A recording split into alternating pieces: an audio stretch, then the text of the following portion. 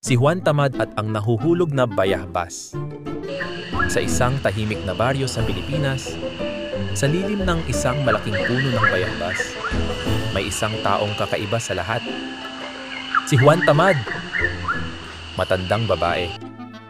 Juan, ang bayahbas nasa harapan mo na. Pitasin mo na. At kaya naman, si Juan ay naghintay. At naghintay. At naghintay pa. Magsasaka. Kung mo magtatrabaho ka, marami kang makakain. Ngunit si Juan Tamad ay may sariling pananaw sa buhay. Bakit nga naman magpapakapagod kung kusa naman itong babagsak?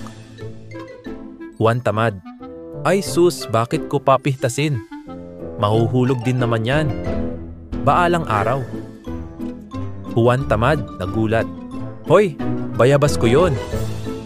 At sa isang iglap, napagtanto ni Juan Tamad ang isang mahalagang aral.